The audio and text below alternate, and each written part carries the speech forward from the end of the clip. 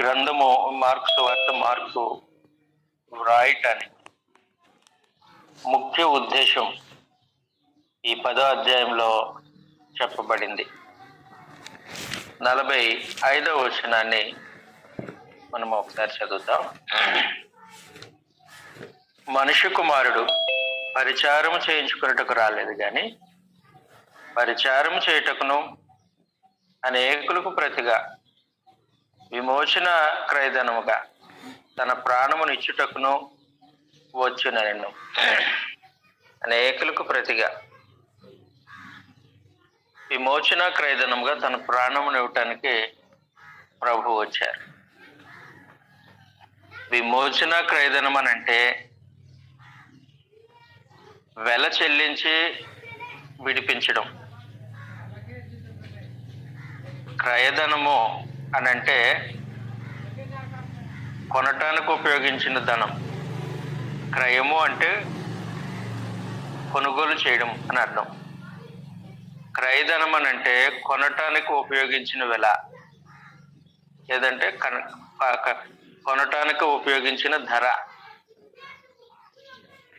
కొంత ధర పెట్టి విడుదల చేస్తే ఆ ద్రవ్యము లేకపోతే ఆ ధరను విమోచన క్రయధనము అని అంటారు. ఇది పాత నిబంధనలో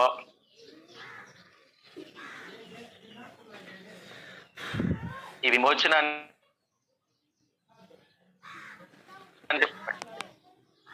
ఈ విమోచన క్రయధనము లేకపోతే విడుదల విమోచన అనేది ఎవరికి అవసరమో అని ఆలోచన చేస్తే బానిసత్వంలో ఉన్నవారికి, బంధకాల్లో ఉన్నవారికి, చెరలో ఉన్నవారికి విడుదల అవసరమై ఉంటుంది. పరమదేవుడు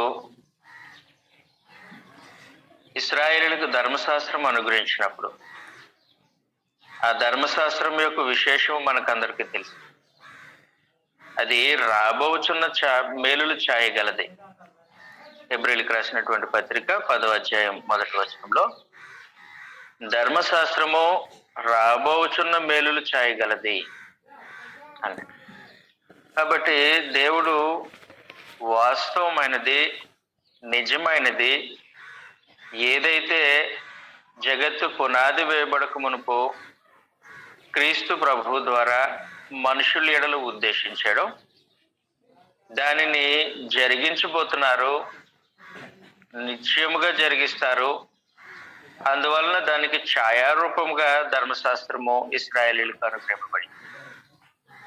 ధర్మశాస్త్రము రాబోచున్న మేలుల ఛాయ అన్నది.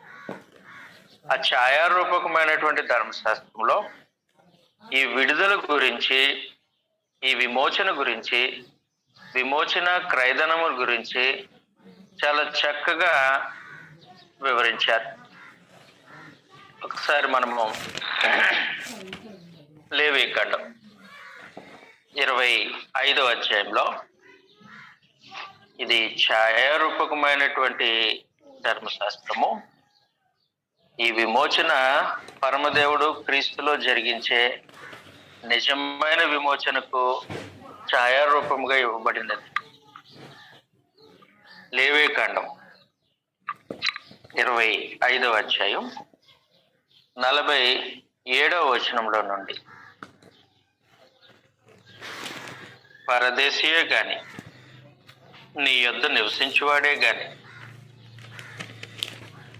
ధన సంపాదము చేసుకున్నప్పుడు అతని యొద్ద నివసించు నీ సహోదరుడు పేదవాడే నీ యొద్ద నివసించు నీ పరదేశికైనను ఆ పరదేశి కుటుంబంలో వేరొకరికైనను తను అమ్ముకొని ఎడల, తను అమ్ముకొనిన తరువాత వానికి విడుదల కావచ్చును.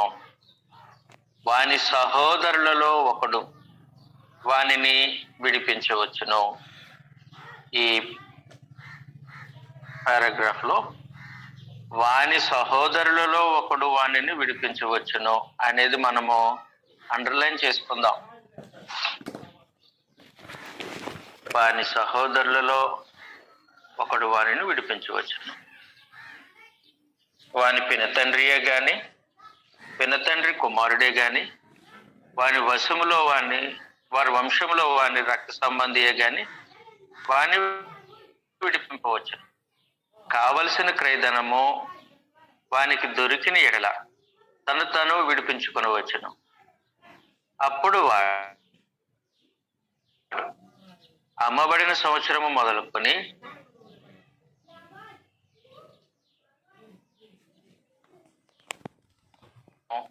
ఆ సంవత్సరములు లెక్క చొప్పున ఉండవలను.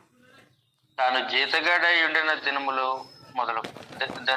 దినముల కొలది ఆ క్రయధనము తగ్గిపోవాలి.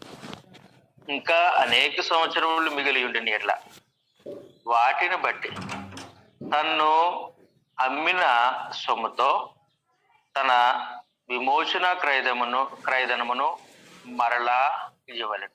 మరలా మాట అండర్లైన్ చేసి, విమోచన క్రయధనము. సునాద సంవత్సరమునకు కొన్ని సంవత్సరములు తక్కువైన ఎడల అతనితో లెక్క చూచుకొని సంవత్సరములు లెక్క చొప్పున తన విమోచన క్రయధనమును అతనికి చెల్లింపవలెను. ఏటేటికి జీతం వలె వాడతని యొద్ద ఉండవలెను. అతడు నీ కన్నుల ఎదుట వాని చేత కఠినముగా సేవ చేయింపకూడదు.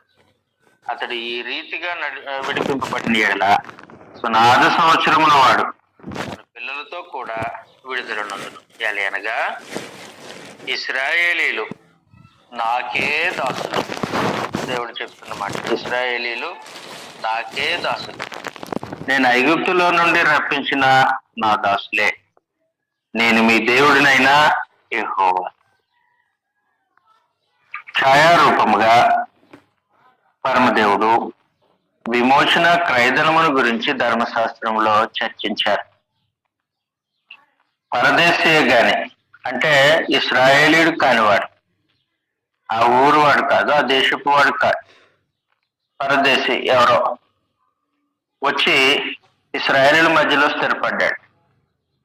స్థిరపడినటువంటి వాడు ధనవంతుడయ్యాడు. తన డబ్బుతో బానిసలుగా, దాసులుగా, దాసీలుగా మనుషులను కొనుక్కునేంత ధనవంతుడయ్యాడు. అతడు ఇశ్రాయేలీలో ఎవరినైనా దాసుడుగా కొనుక్కుంటే, లేదా ఇశ్రాయేలీ ఎవరైనా దాసుడుగా అమ్మబడితే, ఇశ్రాయేలీలు దేవునికి మాత్రమే దాసులుగా ఉండాలి, కానీ ఏ మనుషునికి కూడా, అంటే ఏ పరదేశికి కూడా వారు దాసులై ఉండకూడదు. అది దేవుని నియమం. ఎందుకనంటే దేవుడు ఇశ్రాయేలు ప్రజలను ఐగుప్తి బానిసత్వం నుండి విడిపించాడు. విడిపించిన కారణము వారు తనకు స్వాస్యముగా, తనకు రాజ్యముగా, తనకు దాసులుగా ఉండటానికి ఆయన విడిపించాడు. ఇది ఎరుగని మనిషి ఏం చేశాడనంటే తాను దాసుడుగా అమ్మేసుకున్నాడు ఒక పరదేశి. కుదరదు. దాసుడిగా అమ్ముకున్న తర్వాత అతడు పరదేశికి దాసుడిగా కాకుండా దేవునికే దాసుడిగా ఉండాలి. దాని కొరకు ఏం చేయాలనంటే దేవుడు ధర్మశాస్త్రంలో ఒక నియమం పెట్టాడు. అమ్మబడిన దాసుని యొక్క సహోదరుడు 48వ వచనంలో తను నమ్ముకున్న తర్వాత వానికి విడుదల కావచ్చును. వాని సహోదరులలో ఒకడు వానిని విడిపించవచ్చు. కాబట్టి వాని సహోదరులలో ఒకడు అలాంటి అమ్మబడినటువంటి దాసుని విడిపించాలి. సహోదరులు ఎవరు లేకపోతే వాని పినతండ్రి గాని, పినతండ్రి కుమారులు గాని, లేదా రక్త సంబంధులు గాని ఆయనను అలాంటి ఒక దాసుడిని విడిపించాలి. అది నియమం. ధర్మశాస్త్రంలో పరమదేవుడు వారికి పెట్టినటువంటి నియమం. ఈ విడిపించే క్రమంలో లెక్క కడతారు. ఇతడు ఎన్ని రోజుల నుంచి నీ దగ్గర పనిచేస్తున్నాడు, నువ్వెంత జీతం ఇస్తున్నావు, ఆ జీతానికి ఇతడి పనికి లెక్క సరిపోవాలి, లేదా ఆ జీతము లెక్క సరిపోలేనప్పుడు ఏం చేయాలనంటే, లేదంటే విమోచించాలనంటే, ఒక మాటలో చెప్పాలనంటే విడుదల చేయాలనంటే ఆ ఆ పరదేశకి కొంత డబ్బు ఇచ్చేయాలి. ఇతను ఎంత కొన్నావు, ఎన్ని సంవత్సరాలు దాస్యం చేయించుకున్నావు? నేను ఒక 1000 రూపాయలు కొన్నాను, 5 సంవత్సరాలు దాస్యం చేయించుకున్నాను, 700 జీతం అయింది, ఇంకా 300 బాకీ ఉన్నావు, కాబట్టి ఇదిగో 300 తీసేసుకో అని ఆ మిగిలిన ద్రవ్యం ఎంతైతే ఉందో దానిని విమోచన క్రయధనముగా చెల్లించేసి ఆ వ్యక్తిని విడుదల చేయటానికి, విమోచన కలిగించడానికి బానిసత్వం నుండి పరమదేవుడు ఒక నియమాన్ని పెట్టాడు. అలాగ చెల్లించే ధరను ఏమంటారనంటే విమోచన క్రయధనం అని అంటాడు. ఎవరు చెల్లించాలనంటే ఆ బానిస యొక్క, ఆ అమ్మబడిన దాసుని యొక్క సహోదరుడు గాని రక్త సంబంధి గాని దానిని చెల్లించాలి. బయట వాళ్ళు చెల్లించడానికి వీలుంటాం. కాబట్టి ఒక వ్యక్తిని విడుదల చేయాలనంటే కంపల్సరీగా అతడు ఆ వ్యక్తితో బాంధవ్యం కలిగిన వాడై ఉండాలి. ఒక దాసుడు విడిపింపబడాలనంటే విడిపించేవాడు విడిపించే వ్యక్తికి సహోదరుడై ఉండాలి, రక్త సంబంధం అయి ఉండాలి, సన్నిహితుడై ఉండాలి, లేకపోతే విడిపించడానికి వీళ్ళే. అలాంటి నియమాన్ని పరమదేవుడు ధర్మశాస్త్రంలో ఏర్పాటు చేసిన తర్వాత ఇది వాస్తవానికి ఛాయారూపంగా ధర్మశాస్త్రంలో ఇవ్వబడింది. ఎందుకు తెలియజేయబడింది అనంటే పరమదేవుని యొక్క నిత్య సంకల్పంలో ఆయన క్రీస్తు ప్రభు ద్వారా మనుషులను విమోచించాలని ఉద్దేశించాడు. దానికి ఛాయారూపముగా ఈ విమోచన క్రయధనాన్ని ధర్మశాస్త్రంలో పరమదేవుడు ఏర్పాటు చేశాడు. వాస్తవానికి మనుషులు దేవుని పోలికలో, దేవుని స్వరూపంలో సృష్టింపబడినటువంటి వారు దేవుని సంతానము అని బైబిల్ అపోస్తుల బోధ తెలియజేస్తూ ఉంది. చదువుతా. అపోస్తుల కార్యగ్రంథం 17వ అధ్యాయం. అపోస్తుల కార్యగ్రంథం 17వ అధ్యాయం 28వ వచనంలో, మనం ఆయన యందు బ్రతుకుచున్నాము, చలించుచున్నాము, ఉనికి కలిగి ఉన్నాము, అటువలే మనం ఆయన సంతానమని మీ కవీశ్వరులలో కొందరు చెప్పుచున్నారు. కాబట్టి మనము దేవుని సంతానమై ఉండి మనుషులు చమత్కార కల్పన వలన మలచబడిన బంగారమునైనను, వెండినైనను, రాతినైనను దైవత్వము పోలి ఉన్నదని తలంపకూడదు. కాబట్టి మనము దేవుని సంతానమై ఉండి అంటూ ఉంటాం. కాబట్టి మనుషులు దేవుని సంతానం. ఎప్పుడైతే వారు దేవుని సంతానం అయ్యారో మనుషులు, దేవుడు వారిని తన పొలుకులో, తన స్వరూపంలో సృష్టించారో, తాను చేసిన సృష్టి యావత్తు మీద నరుణ్ణి ఏలికగా చేశారో, నరుడికి ఒక బాధ్యత ఉంది. నరుడు నిర్వర్తించవలసిన పని ఉంది. అదేంటన్నట్లయితే వారు సృష్టికర్త అయినటువంటి దేవుణ్ణి పూజించాలి, సేవించాలి. సృష్టికర్త అయినటువంటి, తమను సృష్టించిన సృష్టికర్త వారు సేవకులై ఉండాలి. చదువుతాను నేను మాటన్నా, అంటే దేవుణ్ణి పూజించేవారై ఉండాలి, దేవుణ్ణి సేవించేవారై ఉండాలి. రోమీయులకు రాసినటువంటి పత్రిక 1వ అధ్యాయం. రోమీయులకు రాసినటువంటి పత్రిక 1వ అధ్యాయం 25వ వచనంలో, అట్టివారు దేవుని సత్యమును అసత్యమునకు మార్చి సృష్టికర్తకు ప్రతిగా సృష్టమును పూజించి సేవించిరి. కాబట్టి ఎవరిని పూజించాలి, సేవించాలి అని అంటే సృష్టికర్తను పూజించి సేవించాలి. కానీ మనుషులు ఏం చేస్తూ ఉన్నారనంటే తాము సేవించవలసినటువంటి దేవుణ్ణి విసర్జించి సేవింపకూడనటువంటి వాటికి సేవ చేయడం ప్రారంభించారు. సృష్టికి వారు సేవ చేయడం ప్రారంభించారు, పూజించడం ప్రారంభించారు. అంతేకాదు దేవుని ఆజ్ఞను మీరి పాపులై పాపానికి సేవ చేయడం ప్రారంభించారు, అపవాదికి సేవ చేయడం ప్రారంభించారు, మరణానికి సేవ చేయడం ప్రారంభించారు.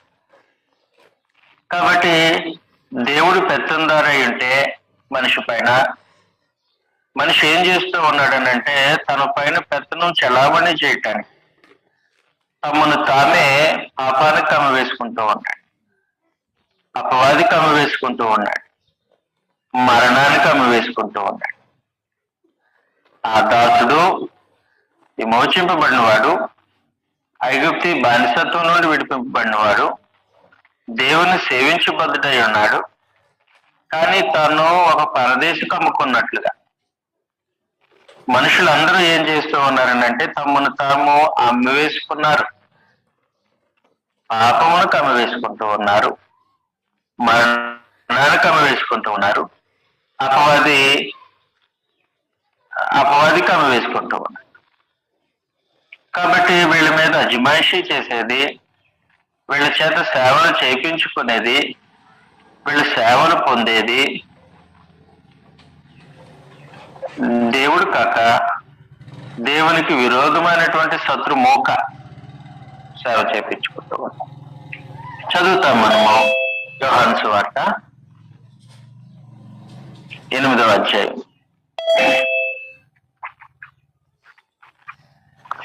34వ వచనంలో మనము అనేక సార్లు చదివినటువంటి వాక్య భాగమే. అందుకు యేసు,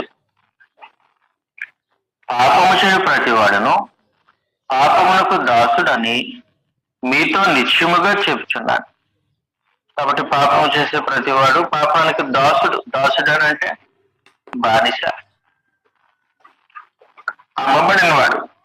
పాపము అజమాయిషీ చేస్తూ ఉంది, స్వతంత్రుడు కాదిక మీదట బానిస బ్రతుకుతూ ఉన్నాడు. ఆ బానిసత్వం కూడా పాపానికి బానిస అయ్యాడు. దేవుని ఆజ్ఞను అతిక్రమిస్తూ ఉన్నాడు, మనిషి పాపం చేస్తూ ఉన్నాడు. ఇది మేలు అని తెలుసు, కానీ ఆ మేలు చేయకపోవడం వల్ల మనిషి పాపం. తెలుసు కదా ఈ సమాచారము. పాపమునకు నిర్వచనము బైబిల్ గ్రంథంలో ఈ విధంగా ఉంది. మనము కావాలంటే రెఫరెన్స్ తో రాసుకుంటూ మనం చదువుతాం. మొదటి యోహాను పత్రిక 3వ అధ్యాయం 4వ వచనంలో, పాపము చేయ ప్రతి వాడును ఆజ్ఞను అతిక్రమించును, ఆజ్ఞాతిక్రమమే పాపం. కాబట్టి దేవుని ఆజ్ఞలు అతిక్రమించడం పాపము. 5వ అధ్యాయం 17వ వచనం, మొదటి యోహాను పత్రిక 5వ అధ్యాయం 17వ, సకల దుర్నీతి పాపము. యాకోబు పత్రిక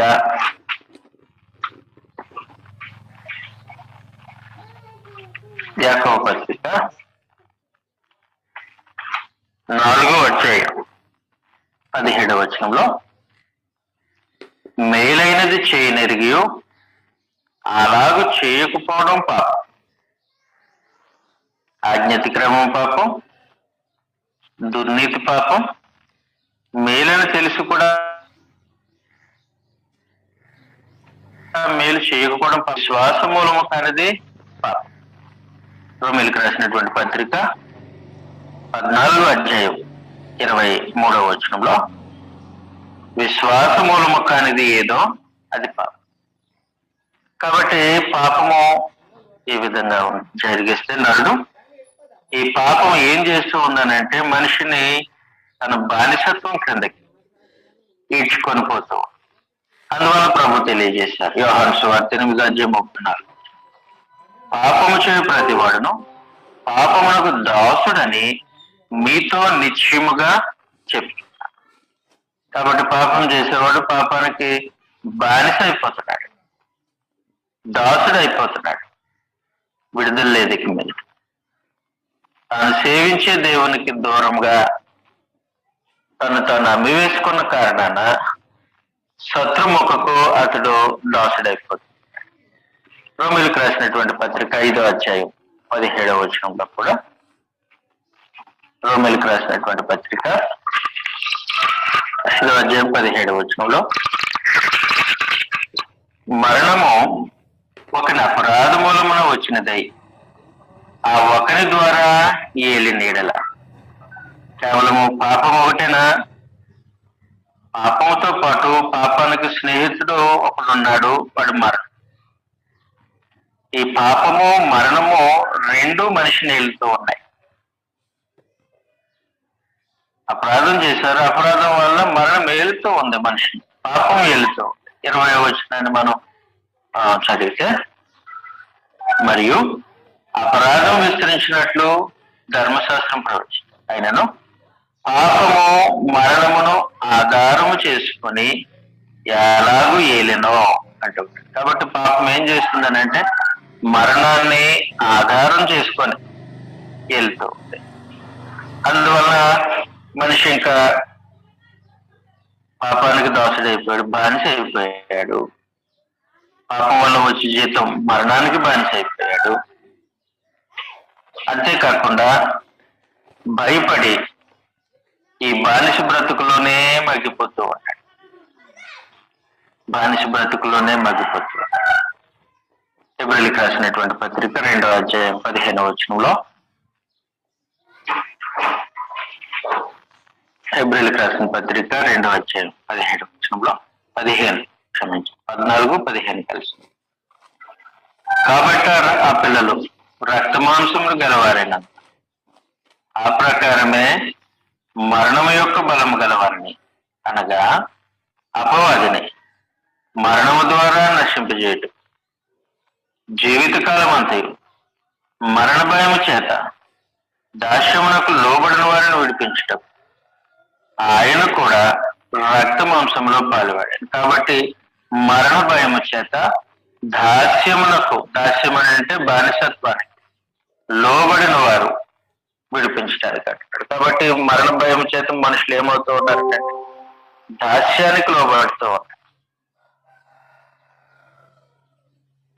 ఐగుప్తి బలం ముందు ఇశ్రాయేలీలు నిలువలేమేమో అని భయంతో 400 సంవత్సరాలు ఇశ్రాయేలీలు ఐగుప్తీలకి దాస్యం చేశారు. లెక్కకు విస్తారమైన జనం కదా, తిరుగుబాటు చేయొచ్చు కదా, యుద్ధం చేయొచ్చు కదా, ధైర్యం సరిపోదు. శత్రువు యొక్క బలం ముందు తమ బలము సరిపోదు కాబట్టి, శత్రువును ఎదిరించే ధైర్యము వాళ్ళకి లేదు కాబట్టి, సైనిక బలము ఆయుధ సామాగ్రి లేదు కాబట్టి, యుద్ధములో నైపుణ్యత నేర్పు లేదు కాబట్టి కొలుసుకున్నారు. మన బలం ఎంత? ఐగుప్తుల బలం ఎంత? వారి బలం ముందు మనం నిలవలేం అని వాళ్ళు 400 సంవత్సరాలు ఎలాగైతే బానిసత్వం చేస్తూ ఉన్నారో, అలాగే మానవులు కూడా భయంతో ఏం చేస్తూ ఉన్నారనంటే మరణ భయం చేత దాస్యంలోనే మగ్గుతూ ఉన్నారు. కారణం ఏమన్నంటే వీరిని బంధించి ఉంచిన శత్రువు పాపాన్ని మరణాన్ని ఆయుధాలుగా చేసుకొని పాపపు ఉచ్చులో మరణ భయం చేత వారిని కట్టి బంధించినటువంటి శత్రువైన అపవాది మనుషుల కంటే బలవంతుడై ఉన్నాడు. వాస్తవానికి మనుషులు అతన్ని బలవంతుడిగా చూస్తూ ఉన్నాడు. మన మరణ భయం చేత భయపెడుతూ ఉన్నాడు. కాబట్టి విడుదల పొందటానికి వీల్లేని పరిస్థితిలో ఆ విధంగానే వాళ్ళు నరులందరూ దాస్యంలో మగ్గిపోతూ ఉన్నారు. ప్రభువైన యేసు సంగతిని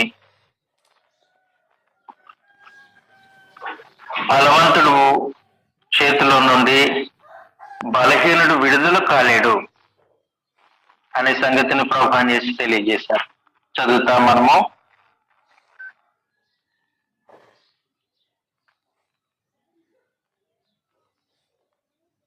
లూకాసు వార్త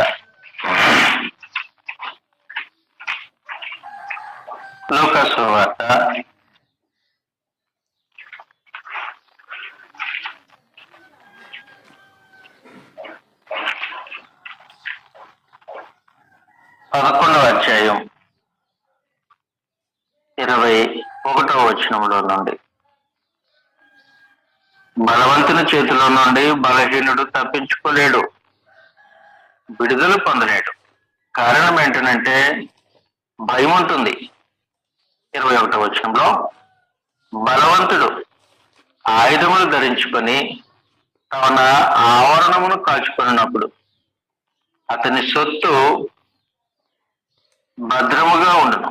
అయితే అతని కంటే బలవంతుడైన ఒకడు అతని పైబడి జయించినప్పుడు అతడు నమ్ముకున్న ఆయుధములన్నిటినీ లాగుకొని అతని ఆస్తిని పంచిపెట్టాడు. కాబట్టి బలవంతుడిని ఎదిరించి ఓడించడం సాధ్యం కాదు. అందువల్ల బలహీనులు ఏం చేస్తూ ఉంటారంటే భయం చేత బలవంతుడికి బానిసలుగా ఉంటారు. అదే జరిగిన సంగతి. ఆ మనిషి పాపం చేశాడు, పాపం ఎదుట మనిషి బలహీనుడయ్యాడు, మరణ భయం అతనికి వచ్చింది.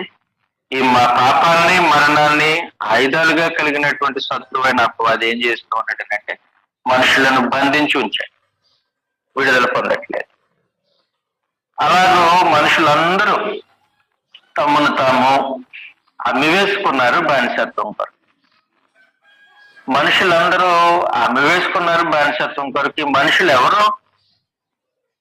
ఈ మనుషులు ఎవరనంటే దేవుని సంతానం. దేవుని సంతానం.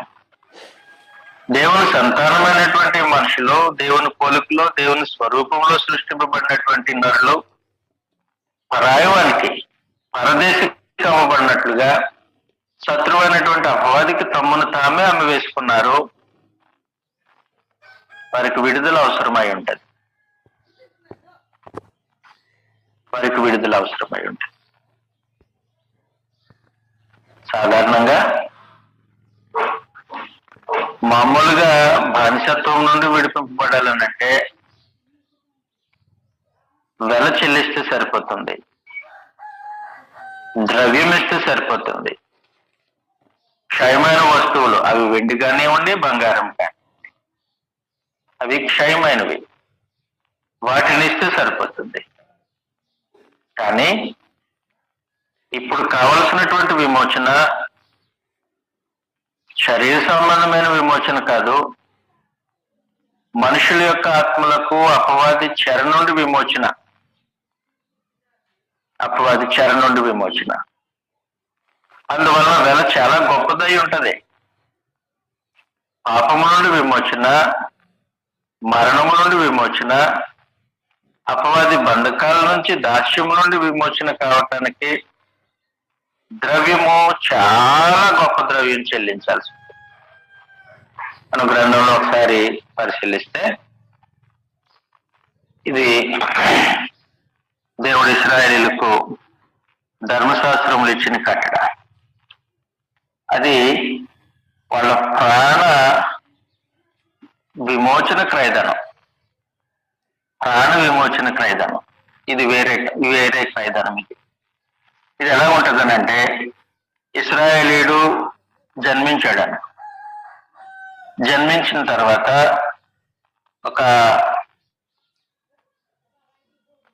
ఒకసారి మనం చదువుతాం నిర్గమకాండం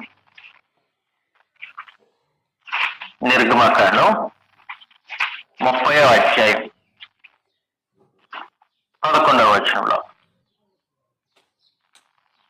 మరియు యెహోవా మోషేతో ఇట్లనెను, నీవు ఇశ్రాయేలీయులను లెక్కింపవలెను. వారు లెక్కింపబడిన వేళకు ప్రతివాడు యెహోవాకు తన ప్రాణ పరిక్రయ ధనము నియమింపవలెను. అలాగూ చేసిన ఎడల నీవు వారిని లెక్కించినప్పుడు వారిలో ఏ తెగులు పుట్టదో. పరిశుద్ధమైన తులమును బట్టి అరతులము, వెంటి కానీ అరతులము ఏదైనా బంగారం కానీ ప్రతి వాడు ఏం చేయాలంటే తన ప్రాణ పరిక్రయ ధనముగా చెల్లించాలి. ప్రాణ పరిక్రయ ధనం అన్నాడు.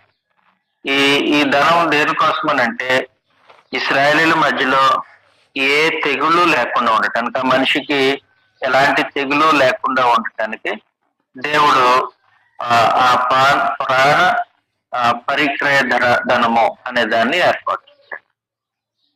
అంటే ప్రాణమును రక్షించడానికి చెల్లించేటువంటి ధనము అంటే.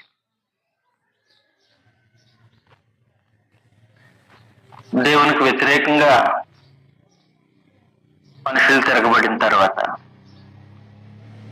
దైవ నియమానికి లోబడి మనుషుల జీవితాన్ని కట్టుకోవడానికి ఇష్టపడకుండా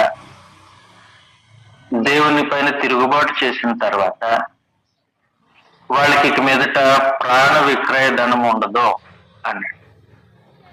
ఒకవేళ అలాంటి వారికి ప్రాణ పరిక్రయ ధనము చెల్లించాలని అంటే అమ్మో ఎంత అడుగుతాడో పరమదేవి, అది మనం చెల్లించగలమా అని మొదలెట్టారు. చదువుతాం ఈ మాట. కీర్తన గ్రంథం 45వ అధ్యాయం, క్షమించండి 49వ అధ్యాయం. కీర్తన గ్రంథం 49వ అధ్యాయం 7వ వచనంలో, ఎవడును ఏ విధము చేతనైనను తన సహోదరుని విమోచింపలేడు, వాడు కుళ్ళు చూడక నిత్యము బ్రతుకున్నట్లు వారి నిమిత్తము దేవుని సన్నిధిని ప్రాయశ్చిత్తం చేయగలవాడు ఎవడనూ లేడు. వారి ప్రాణ విమోచన ధనము బహు గొప్పది, అది ఎన్నటికీ తీరక అట్లుండవలసిందే. తెగులు రాకుండా ముందుగా ప్రాణక్రయధనము చెల్లించవచ్చు. పాపం చేసిన తర్వాత ఆత్మ సంబంధమైనటువంటి జీవితము దేవునికి వ్యతిరేకంగా తిరుగుబాటు చేసి శత్రువుకు తమను తాము అమ్మివేసుకున్న తర్వాత పాపము బానిసత్వంలో మరణం యొక్క ఏలుబడిలో అపవాది యొక్క బంధకాల్లో నరుడు నలిగిపోతూ ఉన్నప్పుడు అతన్ని విమోచించడానికి ఏ సహోదరుడు సరిపడు. అతని విమోచన క్రయధనము చాలా గొప్పది, చాలా గొప్పది. అందువల్ల ఈ సంగతి గమనించినటువంటి ఒక భక్తుడు, ఆయన పేరు మీకా, ఆయన కూర్చొని ఈ విధంగా తన ప్రాణ క్రయధనము, లేకపోతే అతనికి చేసినటువంటి దోష కృత్యాలను బట్టి దేవుని సముఖంలో ఆయన చెల్లించవలసిన రుసుము, విమోచన క్రయధనము, అతడి విడుదల కొరకు అతడు చెల్లించవలసినటువంటి విమోచన క్రయధనం గురించి ఆలోచన చేస్తూ ఉన్నాడు. ఏమైనా ఆలోచన చేస్తూ ఉన్నాడు అని అంటే అది చాలా గొప్పది, నేను ఎలా చెల్లించగలను? నా సహోదరులు చెల్లించగలరా?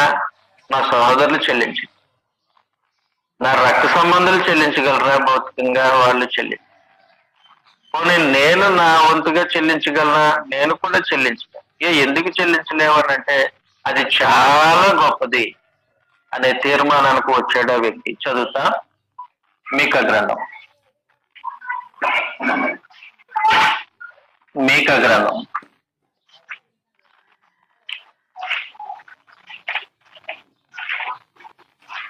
6వ అధ్యాయం 6వ వచనంలో నుండి, ఏమి తీసుకొని వచ్చి నేను యెహోవాను దర్శించును, ఏమి తీసుకొని వచ్చి మహోన్నతుడైన దేవుని సన్నిధిని నమస్కారం చేతును, దహన బలులను ఏడాది దూడలను అర్పించి దర్శించిన, వేల కొలది పొట్టేళ్లను వేలాది నదులంతో విస్తార తైలమును ఆయనకు సంతోషము కలుగుచేయన, నా అతిక్రమములకై నా జ్యేష్ఠపుత్రుని నేను ఇస్తున్నా, నా పాప పరిహారములకై నా గర్భఫలము నేను ఇస్తున్నా. ఏమి ఇవ్వాలి? నా పాప పరిహారానికి గర్భఫలం ఇస్తే సరిపోతుందా? నా జ్యేష్ఠ పుత్రుని ఎత్తే సరిపోతుందా? వేలాది నదులంత విస్తార తైలం, వేల కొలది పొట్టేళ్ళు ఇస్తే సరిపోతుందా? ఎలాగ నేను నా దేవుణ్ణి ప్లీజ్ చేయగలను, సంతోషపరచగలను, విమోచన క్రయధనము చెల్లించి నేను విడుదల పొందగలను ఈ బంధకాల నుండి అనే సంగతిని తను తాను ఆలోచన చేసుకుంటూ, వేలాది నదులంతా విస్తార తైలం, దాని వేల ఎంత ఉంటుందో చెప్పు. తైలం అంటే దేవుని సముఖంలో సమర్పించేది తైలము, ఒలివల తైలం.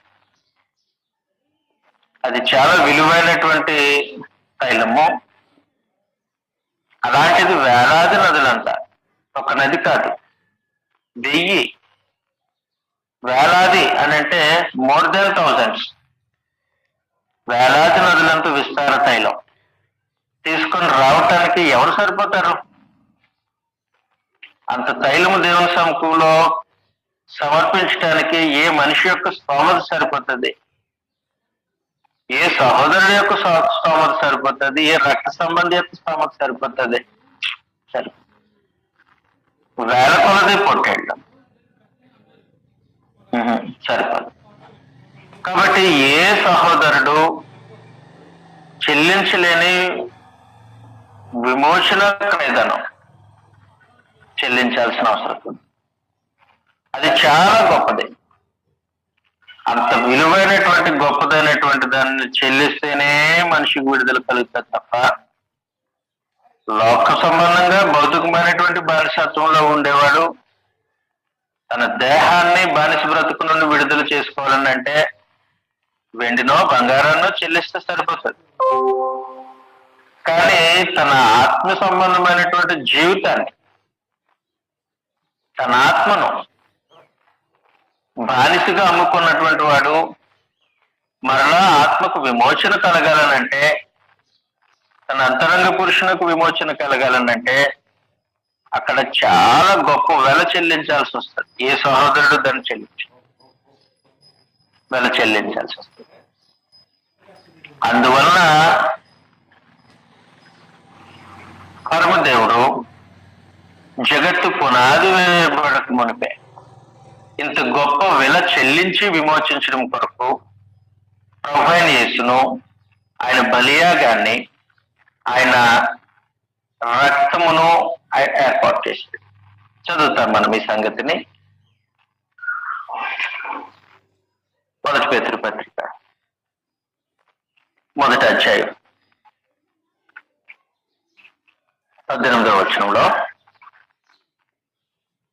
పితృపారంపర్యమైన మీ వ్యర్థ ప్రవర్తనలు విడిచిపెట్టినట్లుగా క్షయ వస్తువుల చేత మీరు విమోచింపబడలేదు.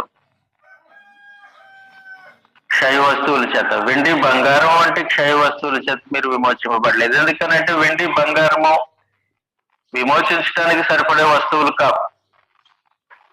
వాటి వెల ఈ విమోచనకు సరిపోదు. దేవుడు లెక్క వేసినప్పుడు వేలాది నదులంతా విస్తార తైలమే సరిపోలేనప్పుడు భూమి మీద వెండి బంగారం ఎక్కడ సరిపోతాయి? సరిపో. వెండి బంగారము మనుషులను విమోచించలేదు, అవి క్షయమైన వస్తువు. కాబట్టి మనుషులను విమోచించడానికి పరమదేవుడు ఏం చేశాడనంటే, వెండి బంగారం వంటి క్షయ వస్తువుల చేత మీరు విమోచింపబడలేదు, కానీ అమూల్యమైన రక్తము చేత, అనగా నిర్దోషమును నిష్కలంకమునకు గొర్రె పిల్ల వంటి క్రీస్తు రక్తము చేత విమోచింపబడుతున్నారని మీరు ఎరుగుదురు కదా. కాబట్టి వెల ఏదైతే సరిపోతుంది, సరిపోయే వెల క్రీస్తు ప్రభు యొక్క రక్తము, అమూల్యమైన రక్తము, నిర్దోషము నిష్కలంకముగు గొర్రె పిల్ల వంటి క్రీస్తు రక్తము. ఆ రక్తానికి వెలకట్టలేని ఆ విస్తారమైన వెలకట్టలేని క్రీస్తు ప్రభు యొక్క రక్తము మనుషుల పాపముల కొరకు విమోచన క్రయధనముగా పరమదేవుడు ఏర్పాటు చేస్తాడు. నీ పాపానికి ఎంత కడితే విడుదల చేస్తావు? అయ్యా నేను 1000 రూపాయలు ఇస్తే విడుదల చేసేస్తానండి అన్నాడు అనుకో. 1000 ఏంటో, నువ్వు కావాలంటే ఇదిగో అన్నిటికంటే విలువైంది నీకు ఇస్తున్నాను, తీసేసుకో, విడుదల ఇచ్చేయి అన్నట్టుగా. మనుషుల యొక్క పాపములకు పరమదేవుడు క్రీస్తు ప్రభు యొక్క అమూల్యమైనటువంటి రక్తాన్ని విమోచన క్రైదనముగా ఏర్పాటు చేసి, ఇంకా ఆ డబ్బు ముందు, ఆ క్రైదనం ముందు ఇంక ఏది నిలబడదాం, నేను ఇవ్వను అంటానికి సరిపడు. అలాంటి పరిస్థితుల్లో విలువైన క్రీస్తు ప్రభు యొక్క రక్తాన్ని విమోచన క్రైదనముగా పరమదేవుడు ఏర్పాటు చేశాడు. అది మనుషుల యొక్క పాపములకు విమోచన క్రైదనం క్రీస్తు ప్రభు యొక్క రక్తం. అందువల్ల పరమదేవుడు వెండి బంగారం వంటి క్షయ వస్తువులు కాకుండా క్రీస్తు ప్రభు యొక్క రక్తాన్ని విమోచన క్రైదనముగా ఏర్పాటు చేసినటువంటి సంగతి వాస్తవం. ఇంకొక సంగతి మనం గుర్తించాలి. సరే, అమ్మబడిన దాసుడు పరదేశకు అమ్మబడ్డాడు, ఒక ఇశ్రాయేలీయుడు దాస్యంలో మగ్గిపోతున్నాడు. ఒకడు వచ్చాడు, అతను నేను విడిపిస్తాను, ఇదిగో డబ్బు తీసుకొచ్చాను అన్నాడు. ఇమీడియట్ గా పరదేశాన్ని యజమానుడు ఏమడుతాడంటే, ఇతనికి నీకేంటి సంబంధం, నువ్వు డబ్బు పట్టుకొని వచ్చావు కరెక్ట్, నా దాసుని విమోచిస్తానంటున్నావు కరెక్ట్, విమోచన క్రైదానాన్ని కూడా చెల్లిస్తానంటున్నావు కరెక్ట్, అసలు నీకు ఇతనికి ఏంటి సంబంధం, ఈ దాసుడికి నీకు ఏంటి సంబంధం అని అడుగుతున్నారు.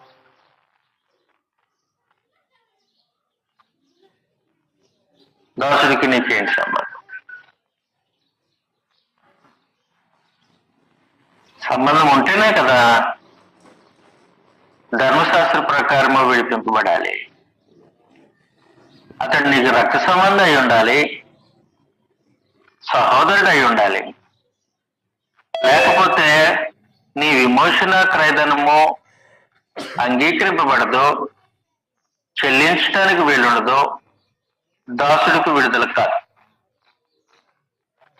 ఇది ధర్మశాస్త్రంలో పరమదేవుడు ఇశ్రాయేలుకి ఇవ్వబడినటువంటి ఛాయారూపకమైనటువంటి విమోచన.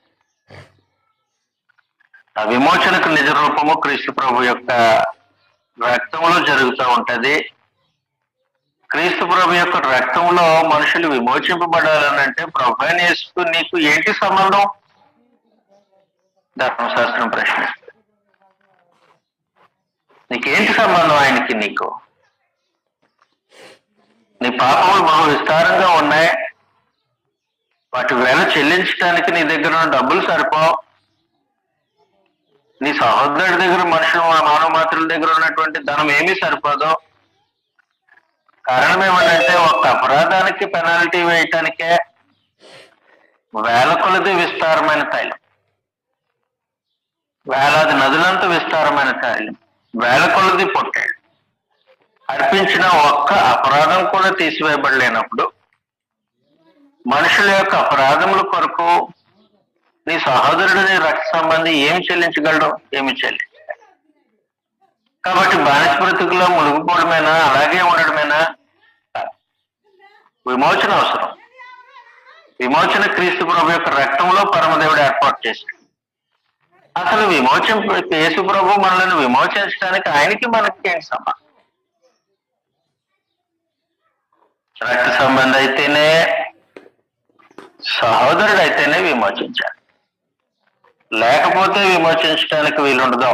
అది ధర్మశాస్త్రం నియమం. అందువల్ల ఏం జరిగిందనంటే, ప్రభువైన యేసు అపవాది యొక్క బంధకాల నుండి ఈ విధంగా మగ్గిపోతున్నటువంటి వారిని విమోచించడానికి దేవుని కృప వలన ఆయన జరిగించినటువంటి కార్యక్రమం బహు విశేషమైనది. ఆయన కార్యక్రమాన్ని జరిగించాడు కాబట్టి మనుషులను విమోచించగలరు. అది ఏంటో మనము బ్రేక్ తీసుకున్న తర్వాత చర్చిద్దాం. విమోచింపబడే వారికి విమోచించడానికి క్రయధనం పట్టుకొని వచ్చిన వ్యక్తికి సంబంధం ఉంటేనే క్రయధనం అంగీకరింపబడుతుంది. అది ధర్మశాస్త్రంలో పరమదేవుడు పెట్టిన ఛాయారూపకమైనటువంటి. మనం చదివాం కదా, మరొకసారి చదువుతాం. లేవికాండం 25వ అధ్యాయం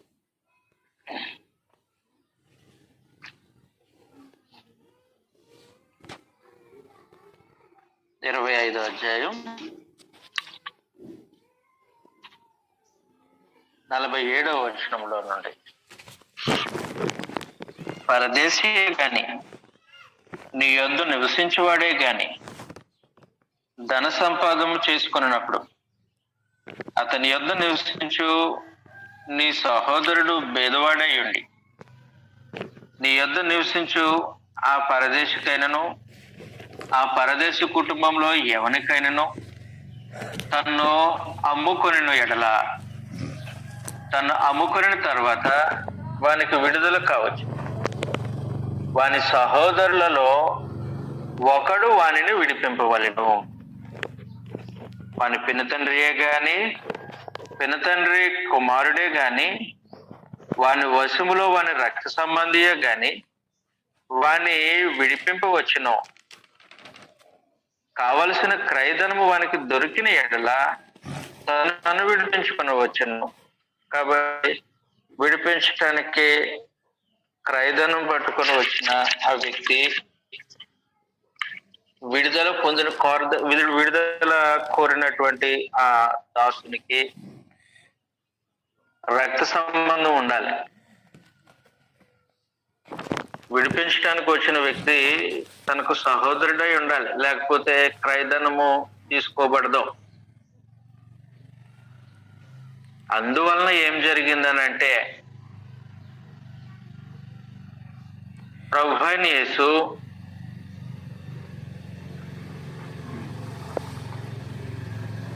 రక్త మాంసాల్లో పాపం యొక్క బానిసత్వంలో తమను తాను అప్పగించుకొనిన మనుషుల కొరకు వారితో తన విమోచకుడిగా బాంధవ్యాన్ని నిలుపుకోవడం కొరకు ఆయన కూడా రక్త మాంసంలో పాలివాడయ్యాడు. ఆయన తన సహోదరుల వంటి వాడయ్యాడు. జాగ్రత్త గుర్తుపెట్టుకోండి. ప్రభువైన యేసు తన అమూల్యమైనటువంటి రక్తము చెల్లించి మనలను విడిపించాలని అంటే ఆయనకి మనకి ఒక బాంధవ్యం ఉండాలి. బాంధవ్యం లేకపోతే ఆయన చెల్లించే క్రయధనం అంగీకరింపబడదు. అందువలన ప్రభువైన యేసు జాగ్రత్త గుర్తుపెట్టుకుందాం ఈ మాట. మనకు విమోచన క్రయధనంగా తన రక్తాన్ని చెందించటానికి, అదే సందర్భంలో నరులతో ఆయన బాంధవ్యాన్ని ఏర్పాటు చేసుకోవటానికి ఆయన నరుడయ్యాడు. క్రీస్తు ప్రభు యొక్క నరవతారము మనుషులతో బాంధవ్యాన్ని పెంచుకోవటానికి. ఆయన నరులలో ఒకడుగా ఉండటానికి. నరులతో నాకు బాంధవ్యం ఉంది చూడు, నరులు రక్తమాంసములు కలిగిన వారు, నేను కూడా రక్తమాంసం కలిగిన వాడినే అని బాంధవ్యాన్ని రుజువు చేయటానికి ఆయన నరుడయ్యాడు. ఇంకొక మాట లేదు, అదే కరెక్ట్. బైబిల్ అదే చెప్తుంది. ఆయన నరరూపము దాల్చక ముందు ఆయన నరుడు కాడు. నరరూపము దాల్చక ముందు ఆయన యొక్క అంతస్తు వేరే, ఆయన స్థితి వేరే. అలాంటి పరిస్థితుల్లో ఆయన క్రయధనం చెల్లించటానికి వీలుండదు, అంగీకరింపబడదు. నరరూపము దాల్చక ముందు ఆయన యొక్క అంతస్తు. యోహాను సువార్త 1వ అధ్యాయం 1వ వచనంలో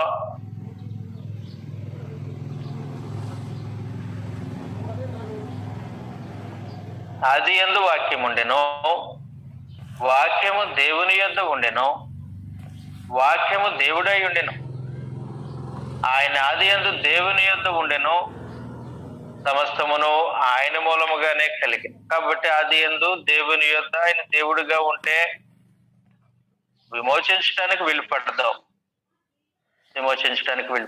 ఏంటి నా బంధకాల్లో ఉన్నటువంటి మనిషికి నీకేంటి సంబంధం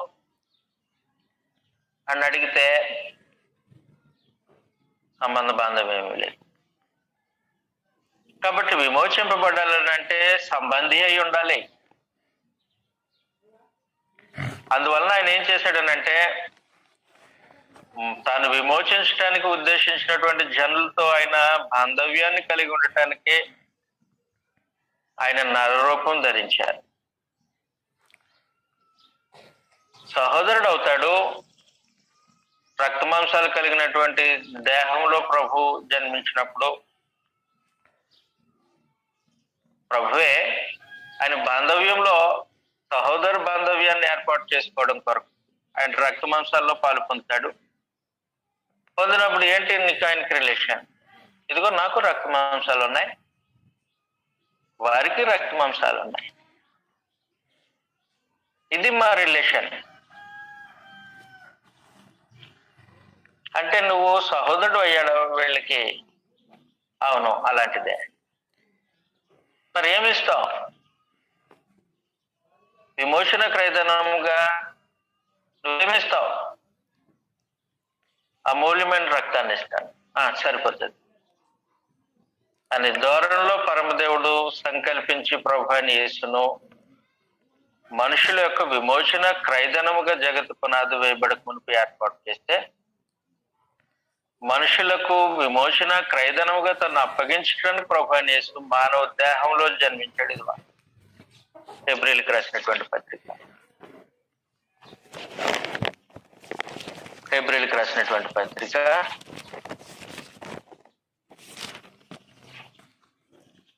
2వ అధ్యాయం 14వ వచనంలో, కాబట్టి ఆ పిల్లలు రక్తమాంసములు గలవారైనందున ఎవరైతే పాపపు బానిసత్వంలో అపవాది చెరలో మరణ భయం చేత దాస్యమునకు లోబడ్డారో వాళ్ళు రక్తమాంసములు కలిగిన వారు. అందువలన ఆ మాట అంటూ ఉన్నాడు, కాబట్టి ఆ పిల్లలు రక్తమాంసములు గలవారైనందున ఆ ప్రకారమే మరణం యొక్క బలము గలవానిని, అనగా అపవాదిని మరణము ద్వారా నశింప చేయటకును. మొదటిది అపవాదిని నశింప చేయటానికి మరణం ద్వారానే క్రీస్తు ప్రభు తన మరణం ద్వారా అపవాదిని నశింప చేయాలి. రెండవ సంగతి, జీవితకాలం అంతయు మరణ భయము చేత దాస్యమునకు లోబడిన వారిని విడిపించుటకును. ఆయన కూడా రక్త మాంసంలో పాలివాడాయి.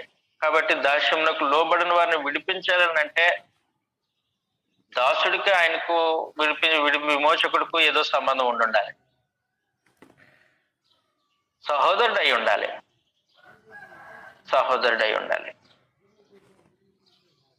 రక్త సంబంధం అయి ఉండాలి. లేకపోతే విమోచింపబట్టడానికి వీలుండదు. విమోచన చెల్లదో, డబ్బులు తీసుకోబడవు. నీ దగ్గర ఎంత డబ్బు ఉన్నా సరే అది నీ దగ్గర ఉంచుకో. కారణం ఏమంటే నీకు ఆయనకి ఏం సంబంధం లేదు కదా, అందువల్ల ముందు మనుషులతో ఆయన సంబంధ బాంధవ్యాన్ని పెంచుకోవాలి. మనుషులతో సంబంధ బాంధవ్యం ఎలా కలుగుతుంది అని అంటే అది రక్త మాంసాల వల్ల కలుగుతుంది. అందువలన నా నరులను విడిపించడానికి ఆయన రక్త మాంసాల్లో పాలివాడయ్యాడు.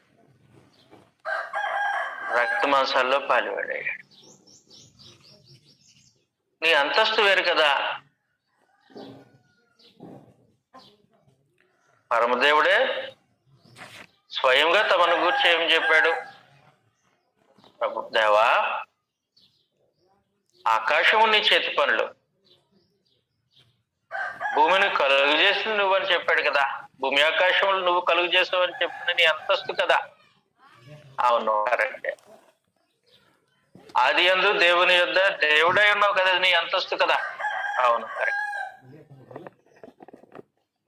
దేవునితో సమానంగా ఉండడం అది గొప్ప భాగ్యం కదా, అది నీ అంతస్తు భాగ్యం కదా. అవును, కరెక్ట్. కానీ నిన్ను విమోచించడానికి నేను ఆ అంతస్తులో ఉంటే సరిపో. ఆ అంతస్తు నిన్ను విమోచించడానికి వీలు పడదు. పాపం నుండి నిన్ను విడుదల చేయటానికి ఆ అంతస్తులో కూర్చుంటే జరిగే కార్యక్రమం కాదు. అందువల్ల నీతో బాంధవ్యం పెంచుకోవటానికి,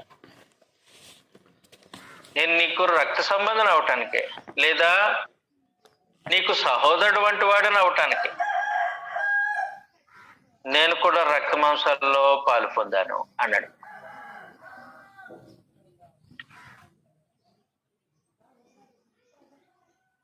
దేవా, నీ అంతస్తులో ఉండి నన్ను నువ్వు సహోదరుడని పిలవగలవా? నిన్ను సహోదరుడని పిలవటానికి నాకు ఇంకేం లేదు. నీ విమోచన ముఖ్యం, నువ్వు రక్షింపబడడం ముఖ్యం, నీ విడుదల ముఖ్యం. అందువలన నన్ను నేను తగ్గించుకొని నేను సహోదరుని పిలుస్తలేపో. చదువుతాం. ఫిబ్రవరికి రాసినటువంటి పత్రిక 2వ అధ్యాయం 11వ వచనంలో,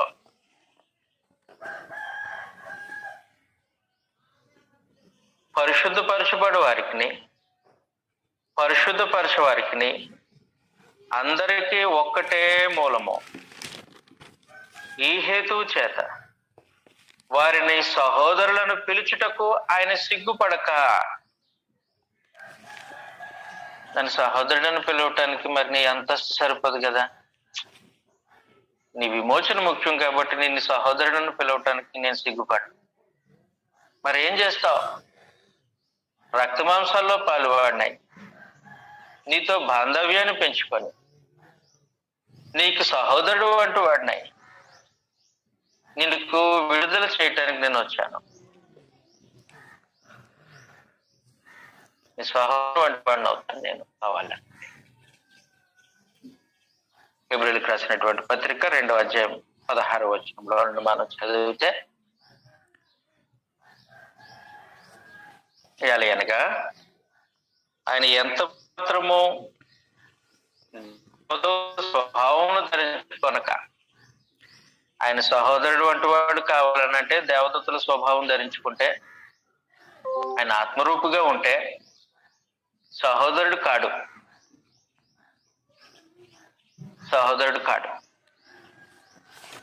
చెల్లించడానికి వీలు పడదాం. మనుషులకు విమోచన రాదు. అందువలన ఏం జరిగిందనంటే, ఆయన ఎంత మాత్రము దేవదూతల స్వభావమును ధరించుకొనక, అబ్రహాము సంతాన స్వభావమును ధరించుకున్నవాడే. రక్త మాంసాలు కలిగినటువంటి అబ్రహాము, అతని సంతానము రక్త మాంసం కలిగినటువంటి వారు. అలాంటి రక్త మాంసములు కలిగిన అబ్రహాము సంతాన స్వభావం ఆయన ధరించుకున్నాడు. ధరించుకోవడం అంటే తెలుసు కదండి, స్థితి వేరే, దానిపైన కప్పుకున్నాడు. అది అబ్రహాము సంతాన స్వభావాన్ని తన పైన కప్పుకున్నాడు అనమాట. లోపలేంటి? లోపల వేరే. భూమిని ఆకాశాన్ని సృష్టించినటువంటి అంతస్తు లోపల, దేవునితో సమానముగా ఉండే భాగ్యం అంతస్తు లోపల, అదిలో దేవుని యొద్ద దేవుడై ఉన్నటువంటి గొప్ప అంతస్తు లోపల, తనంతటిని లోపల పెట్టుకొని పైన అబ్రహాం సంతాన స్వభావాన్ని ధరించుకున్నాడు, రక్త మాంసాలను ధరించుకున్నాడు. అప్పుడు ఏం జరుగుతుంది? రక్త మాంసాలు ధరించుకుంటే సహోదరుడు వంటి వాడు అవుతాడు. చదువుతాం 17వ వచనంలో, కావున ప్రజల పాపములకు 16 నుంచి చదువుతాను మరలా ఒకసారి. అనగా ఆయన ఎంత మాత్రమో దేవదూతల స్వభావమును ధరించుకొనక, అబ్రహాము సంతాన స్వభావమును ధరించుకుని ఉన్నాడు. కావున ప్రజల పాపములకు పరిహారము కలుగుటకై దేవుని సంబంధమైన కార్యములలో కనికరమును నమ్మకం గల ప్రధాన యాజకుడగు నిమిత్తము అన్ని విషయములలో ఆయన తన సహోదరులు వంటి వాడు కావలసి వచ్చెనో, లేకపోతే విమోచన జరగదు. మనుషులతో తాను రక్త మాంసాలు కలిగినటువంటి దేహంలో నరులతో అనే బాంధవ్యాన్ని కలిగి లేకపోతే ఆయన చెల్లించే విమోచన క్రయధనము అంగీకరింపబడదు. అందువల్ల ఆయన సహోదరులు వంటి వాడు కావలసి వచ్చెను. అబ్రహాము సంతాన స్వభావాన్ని ధరించుకున్నాడు. సహోదరులు వంటి వాడు కావలసి వచ్చిన కాబట్టి, దేవా అయితే నన్ను సహోదరుడు అంటావు నువ్వు, మరి నీ అంతస్తు వేరు కదా, నీ పరిస్థితులు వేరు కదా, నాలోటను పట్టుకుని సహోదరుడు అని పిలవటానికి నీకు ఇబ్బందిగా ఉండదా? నీ విమోచన ముఖ్యం. అందువల్ల నేను సహోదరుడను పిలవటానికి నేను సిగ్గుపడను అనే ధోరణితో తను తగ్గించుకొని సిలువ మరణం పొందేంతగా విధేయత చూపిన వాడే ఆయన తన విమోచన క్రయధనముగా తనను అప్పగించుకుని విమోచన క్రయధనముగా తన రక్తాన్ని చిందించాడు. అందువలన రక్త మాంసాల్లో జీవించినట్టు ఆయన నరుడు కాడు, నరరూపాన్ని ధరించుకున్నవాడు. అబ్రహాము సంతాన స్వభావాన్ని ధరించుకున్నవాడు. మన సహోదరుల వాటిలో ఒకడు, మనకు సహోదరుడు వంటి వాడైన వాడు వాస్తవానికి సహోదరుడు కాదు. అవ్వాల్సి వచ్చింది మనలను విమోచించడం కొరకు. అందువలన నేను పరిచారం చేయించుకోవటానికి రాలా. మార్క్స్ సువార్త చర్చనీయాంశం. మార్క్స్ సువార్త 10వ అధ్యాయం 45వ వచనం. నేను పరిచారం చేయించుకోవటానికి రాలా, పరిచారం చేయుటకు అనేకులకు ప్రతిగా విమోచన క్రయధనముగా తను అప్పగించుకోవటానికి వచ్చాను అని చెప్పాడు. నా ప్రాణం పెట్టడానికి వచ్చాను, విమోచన క్రయధనముగా నా ప్రాణం పెట్టడానికి వచ్చాను. చెల్లించాలంటే నేను సహోదరుడు వంటి వాడు అవ్వాలి. సహోదరుడు వంటి వాడిని కాకపోతే అంగీకరింపబడు. కాబట్టి సహోదరుడు వంటి వాడు అవటానికి తగ్గించుకున్నటువంటి క్రీస్తు ప్రభువు. అందువలన అపోస్తలుల బోధలో ఈ విమోచన అనే మాట వచ్చినప్పుడు ప్రభువైన యేసు తను బలిగా అర్పించుకొని విమోచన క్రయధనముగా తను అప్పగించుకున్న సందర్భంలో అపోస్తలులు ఏమని ప్రస్తావించారనంటే, ఆయన విమోచించడానికి వచ్చిన నరుడు, విమోచించటానికి నరరూపం దాల్చినవాడు అని స్పష్టం చేశారు. 1 తిమోతి పత్రిక 2వ అధ్యాయం. ఈ వచనం బాగా అపార్థం చేయబడుతుంది మనుషుల్లో. వాస్తవానికి ఆ వచనం యొక్క భావం అది. 1 తిమోతి పత్రిక 2వ అధ్యాయం 6వ వచనంలో ఈయన అందరి కొరకు విమోచన క్రయధనముగా తను తానే సమర్పించుకొనెను. కాబట్టి విమోచన క్రయధనముగా తాను సమర్పించుకోవటానికి ప్రభువైన యేసు తన రక్తాన్ని చిందిస్తే తానే విమోచన క్రయధనముగా తాను సమర్పించుకున్నాడు. అయితే ఒక ప్రశ్న, మనుషుల కొరకు నువ్వు విమోచన క్రయధనాన్ని చెల్లించావా? మనుషులకి నీకేంటి సంబంధం? మనుషులకి నీకేంటి సంబంధం? నువ్వు పరలోకంలో ఉండేవాడు, భూమి మీద నరులు ఉంటారు, ఆయనకి నీకేంటి సంబంధం? ధర్మశాస్త్రం ప్రశ్న.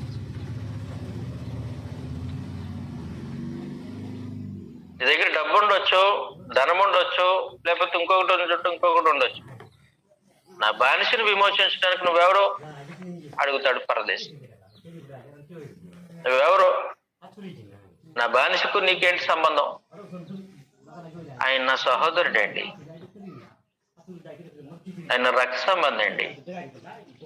అవునా? నీ రక్త సంబంధం అయితే ధర్మశాస్త్రంలో నేను చదివాను లేవన్నా. నువ్వు ఇతన్ని విమోచించడానికి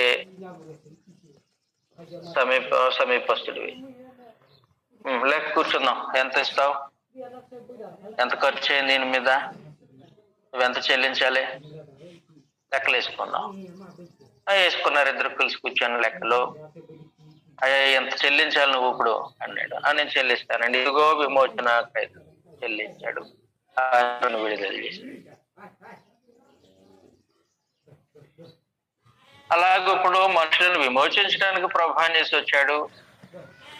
ఏంటి సంబంధం? వాళ్ళ వల్ల నేను రక్త మాంసాల్లో పాల్గొన్నానండి.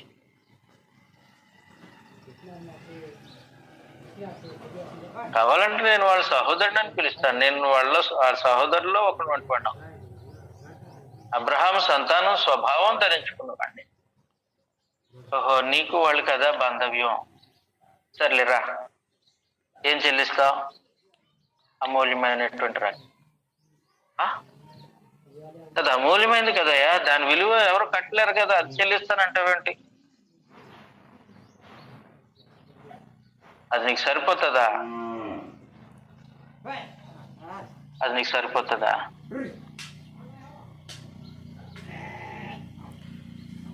వారు చేసినటువంటి దానికి వారి బానిస బ్రతుకు ఎన్నో వందల రెట్లు పెద్ద దండికి చెల్లించేది. అయితే విమోచన క్రయధనం తీసుకొని నా ఊళ్ళు విడిపించే. ఇంక మారుమాట చెప్పలేదు. పాపం ఓడిపోయింది, మరణం ఓడిపోయింది. అపవాది చేతగాని వాడు అయిపోయాడు, మారుమాట చెప్పని వాడు అయిపోయాడు. బంధకాల నుంచి బానిసత్వం నుంచి విడుదల అయిపోయింది. అందువలన ప్రభు మనుషులను విమోచించడానికి వరకు నరరూపి అయ్యాడు. ఆయన నరుడు కాదు. ఈ విమోచన మాట వచ్చినప్పుడు క్రీస్తు ప్రభు యొక్క నరరూపము ప్రస్తావించబడాలి గ్రంథంలో. ఎక్కడ విమోచన గురించి మాట్లాడినా ఆ కాంటెక్స్ట్ లో క్రీస్తు ప్రభు యొక్క నరావతారం చర్చింపబడుతూ ఉంటది. గ్రంథం చదివే వాళ్ళు గమనించాల్సిన సంగతి. అందువల్ల తిమోతి పత్రిక మొదటి తిమోతి పత్రిక 2వ అధ్యాయం 5వ వచనం, క్రీస్తు ప్రభు యొక్క నరావతారాన్ని చర్చించిన తర్వాత విమోచనను చర్చించాడు అపోస్తలుడైన పౌలు. అపోస్తలుడు బోధది చదువుతాం 5వ వచనంలో, దేవుడు ఒక్కడే, దేవునికి నరులకును మధ్యవర్తి ఒక్కడే, ఆయన యేసు క్రీస్తు అని నరుడు. కాబట్టి ఆయన నర రూపాన్ని చర్చించాడు. నరుడు అంటే ఏ నరుడు? అబ్రహాము సంతాన స్వభావాన్ని ధరించుకున్న నరుడు. రక్త మాంసాల్లో పాలివాడు అంటే తెలుసు కదండి, పాల్గొన్నవాడు. రక్త మాంసంలో పాలివాడైన నరుడు ఆయన. రక్త మాంసములు కలిగిన తన సహోదరులలో ఒకని వంటి వాడైన నరుడు. ఇదేంటిది? ధరించుకున్నాడు, పాలివాడయ్యాడు, ఒకని వంటి వాడయ్యాడు. ఆయన నరుడు కాదా? నరుడు కాదు. మరి ఎందుకు మరి నరరూపంగా వచ్చాడనంటే, విమోచన క్రయధనం చెల్లించాలనంటే నరులతో బాంధవ్యం ఉండాలి ఆయన. అందుకొరకు ఆయన నరరూపం దాల్చాడు. ఆయన నరరూపిగా వచ్చినప్పుడు పరిచారం చేయించుకుంటాను, పరిచారం చేయటకును అనేకులకు ప్రతిగా విమోచన క్రయధనముగా తను తాను అర్పించుకోవటానికి వచ్చాడు. అన్నాడు గ్రంథం చర్చింపబడిన తీరు. అందువలన ఆయన మనల్ని విమోచించడానికి వచ్చిన నరవతారి. మనకు సమీపస్తుడు, మన వలె రక్తమాంసములు కలిగిన వాడు, పైగా అబ్రహాము సంతాన స్వభావం, తన సహోదరుడు వంటి వాడు కావాల్సి. అలాంటి మహనీయుడు, దేవా ప్రభువా నన్ను సహోదరుడు అంటావా? నేనేం సిగ్గుపడిన, కావాలంటే నేను సహోదరుడు అని పిలుచు. ఎందుకు దేవా అంత తగ్గించుకున్నావు? ఎందుకు ప్రభు అంత తగ్గించుకున్నావు? నీ విమోచన నాకు ముఖ్యం. దేవుని సంకల్పం ప్రకారం నువ్వు విమోచింపబడాలి. ఈ విమోచన నాకు ముఖ్యం కాబట్టి నన్ను నేను ఎంతకైనా తగ్గించుకున్నాను. ఫిలిప్పీలకు రాసినటువంటి పత్రిక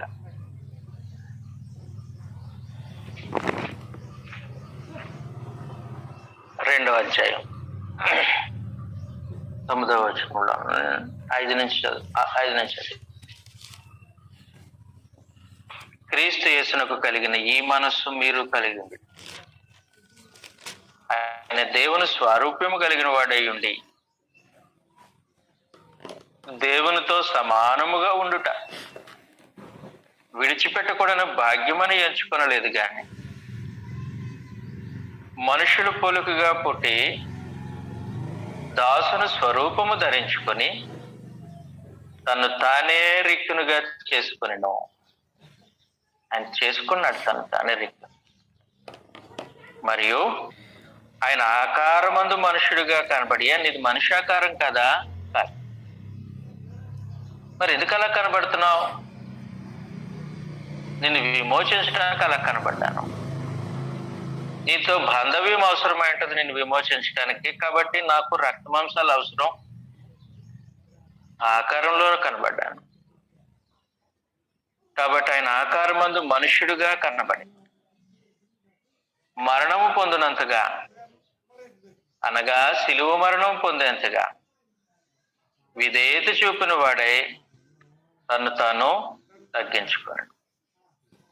అందుచేతనే పరలోకంలో ఉన్న వారిలో కానీ భూమి మీద ఉన్న వారిలో కానీ వగేరే సంగతి. కాబట్టి క్రీస్తు ప్రభు యొక్క నరవతారం మనుషులను విమోచించడానికి. ఆ రకంగా ప్రభు పరిచారం చేయించుకోవటానికి రాలేదు కానీ పరిచారం చేయటం ప్రాముఖ్యంగా అనేకులకు కొరకు విమోచన క్రయధనంగా. ఆ అనేకులు ఎవరనంటే ఆయన యందు విశ్వాసం ఉంచిన వారి కొరకు విమోచన క్రయధనంగా తన ప్రాణం పెట్టడానికి ఆయన వచ్చాడు.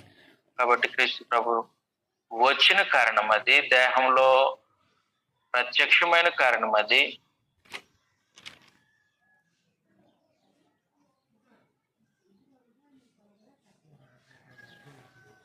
సంగతి చాలా జాగ్రత్తగా పరిశీలించాల్సిన అవసరం. అపార్థం చేయబడుతుంది లోకంలో. అపార్థం చేయబడుతున్నటువంటి వాటితో మోసపోవద్దని మరి ఒకసారి మీకు ప్రేమతో మనం చేస్తున్నాను. ప్రభు యొక్క నరవతారం వెనుక మనుషుల యొక్క విమోచన అందుకొరకు ఆయన నరుడయ్యాడు. జాగ్రత్తగా సంగతులు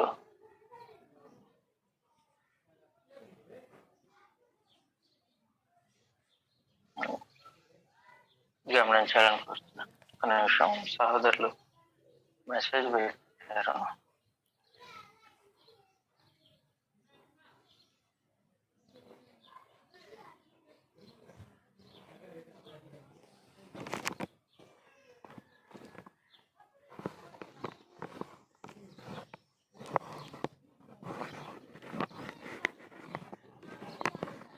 యేసు శరీరధారిగా నరవతారిగా జన్మించారు. నరవతారిగా రావడానికి గల కారణం అది. కాబట్టి మార్కు సువార్త ఈ రోజుతో ముగిసింది. ఒకసారి ఆ వచనాన్ని చదువుకొని ఇంకెళ్దాం. మార్కు సువార్త 10వ అధ్యాయం 45వ వచనం.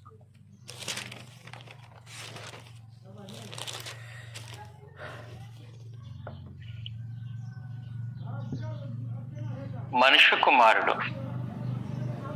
పరిచారము చేయించుకున్నట్టుకు రాలేదు గాని పరిచారము చేయుటకును అనేకులకు ప్రతిగా విమోచన క్రయధనముగా తన ప్రాణమును ఇచ్చుటకును వచ్చాను. కాబట్టి విమోచన క్రయధనముగా తన ప్రాణమును ఇవ్వటానికి ఆయన వచ్చాడు అని అంటే నరరూపుగా ప్రత్యక్షమయ్యాడు, నరవతారంలో ప్రత్యక్షమయ్యాడు, రక్త మాంసములు కలిగినటువంటి దేహంలో ఆయన ప్రత్యక్షమయ్యాడు. ఇది మార్కు సువార్త యొక్క చర్చనీయాంశం. ఆయన ప్రత్యక్షమైంది, విమోచన క్రయధనముగా తాను అర్పించుకున్నది అనేకుల కొరకు, కేవలం ఇశ్రాయేలీయుల కొరకే కాదు, అనేకుల కొరకు, ఆయన యందు విశ్వాసం ఉంచిన ప్రతి ఒక్కరి కొరకు ఆయన తాను విమోచన క్రయధనముగా అప్పగించుకుంటున్నాడు. అది ఈ విధంగా ప్రభువైన యేసు మనుషుల కొరకు తాను విమోచన క్రయధనముగా అర్పించుకుంటే ఆయన యందు విశ్వాసం ఉంచినటువంటి వారికి విమోచన కలిగింది. ఆయన యందు విశ్వాసం ఉంచిన వారికి విమోచన కలిగింది. ఏ సంగతుల నుండి మనుషులకు విడుదల అవసరమో, మనిషిని నైతికంగా ఏ సంగతులు బాధించాయో, దేవుని సన్నిధికి ఏ సంగతులు వారిని దూరం చేశాయో, దేవుని సహవాసానికి వారిని ప్రాప్తులు కాకుండా చేశాయో, వాటన్నిటినీ, కొన్నిటిని కాదు, వాటన్నిటి నుండి ప్రభువైన యేసు వారిని విడిపించడానికి ఆయన రక్త మాంసంలో పాలువాడై విమోచన క్రయధనాన్ని చెల్లించాడు. అందువల్ల ఏం జరుగుతుందనంటే ఆయన మనల్ని వేటి నుండి విడిపించాడో జాగ్రత్తగా గమనించాలి. ఎందుకన్నట్లయితే దేవుడు ఎప్పుడైనా సరే ఒక వ్యక్తిని విడుదల చేసినప్పుడు ఆ వ్యక్తుల దగ్గర నుంచి కోరుకున్నది, ఆశించింది, వారికి ఆజ్ఞాపించింది సంగతులు కొన్ని ఉంటాయి. ఉదాహరణకు ఇశ్రాయేలును ఐగుప్తు బానిసత్వం నుండి విడిపించారు. విడిపించిన తర్వాత మరలా మీరు ఐగుప్తుకి తిరిగి వెళ్ళకూడదు అని ఆజ్ఞ. మీరు ఐగుప్తుకి తిరిగి వెళ్ళకూడదు అని ఆజ్ఞ. ఇదిగో మనం చర్చించుకున్నట్లుగా లేవికాండం 25:47-55 వెల చెల్లించి ఒక పరదేశి చేతిలో నుండి ఇశ్రాయేలీయుడు విడిపింపబడినప్పుడు అలాంటి వ్యక్తి దగ్గర నుంచి ఆయన కోరుకున్నది ఏంటనంటే, నీవు నన్ను మాత్రమే సేవించాలి, నీవు నన్ను మాత్రమే సేవించాలి. మళ్ళీ చదువుతాం. లేవికాండం 25:55 అనగా ఇశ్రాయేలును నాకే దాసులు, నేను ఐగుప్తు దేశంలో నుండి రప్పించిన నా దాసులే, నేనే మీ దేవుడైన యెహోవాను. కాబట్టి నేను దేవుణ్ణి, మీరెవరు ఏం చేయాలంటే నన్ను మాత్రమే సేవించాలి అని కోరిక. కాబట్టి విమోచింపబడినటువంటి వారి దగ్గర నుంచి దేవుడు ఎదురు చూసే సంగతులు, వారికి ఆజ్ఞాపించినది అదని. అందువల్ల మనల్ని కూడా ప్రభు తన రక్తాన్ని విమోచన క్రయధనముగా చెల్లించి విడిపించిన తర్వాత మనం వేటి నుంచి విమోచింపబడ్డాం?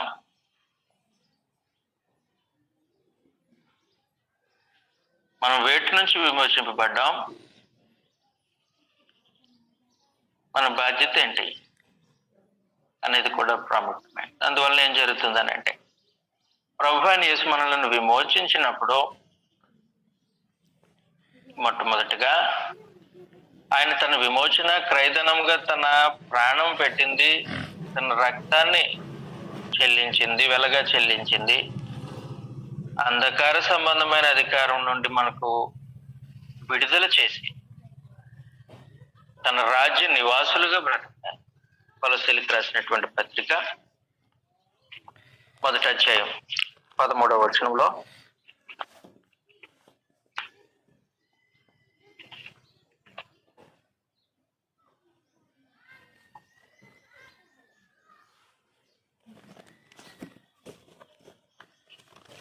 కొలస్సీలకు రాసినటువంటి పత్రిక 1వ అధ్యాయం 13వ వచనం,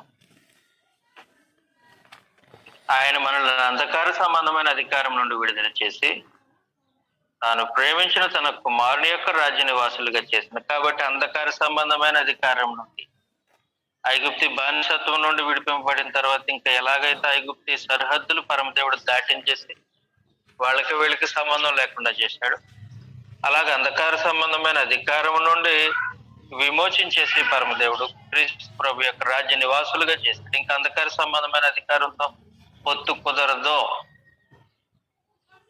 కుదరని పరిస్థితుల్లో విమోచన జరిగింది.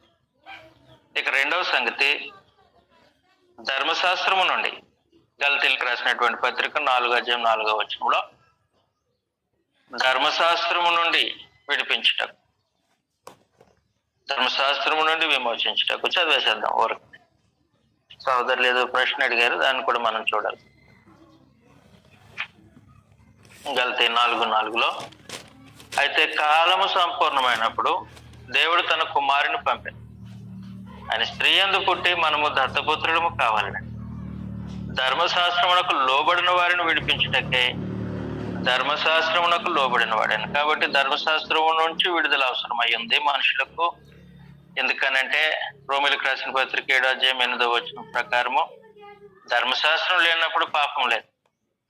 ధర్మశాస్త్రం వచ్చిన తర్వాత పాపానికి బలం వచ్చింది, పాపం ఆరోపింపబడింది. కాబట్టి ధర్మశాస్త్రం సమస్యగా మారింది. మనుషులు దాన్ని సమస్యగా మార్చుకున్నారు. అందువల్ల ఏం జరిగిందనంటే ధర్మశాస్త్రం నుండి కూడా మనుషులకు విడుదల కలగాలి. క్రీస్తు ప్రభు దాన్ని జరిగించాడు. ఇక మూడవ సంగతి, ప్రస్తుత దుష్టకాలం నుండి, గలతీ పత్రిక 1వ అధ్యాయం 4వ వచనంలో, ప్రస్తుత దుష్టకాలం నుండి,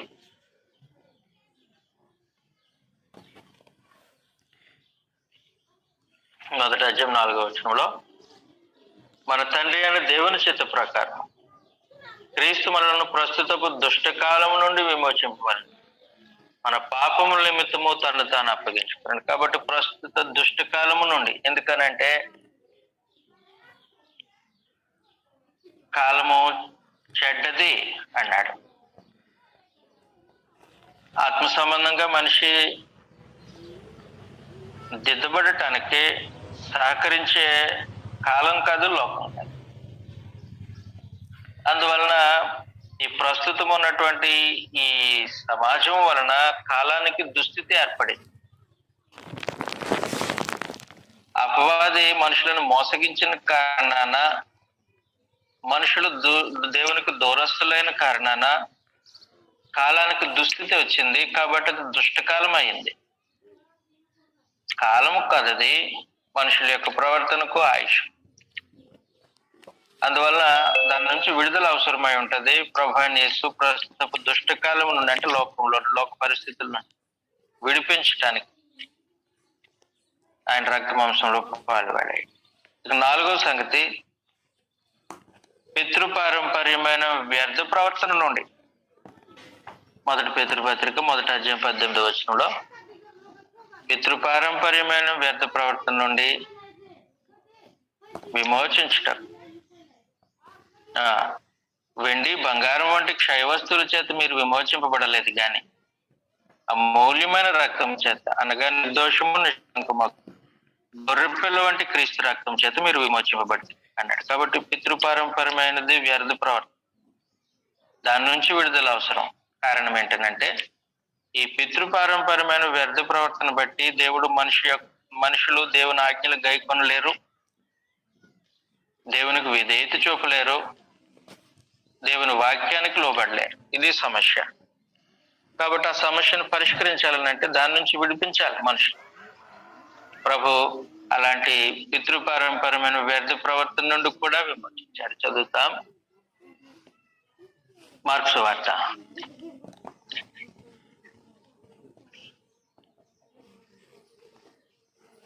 7వ అధ్యాయం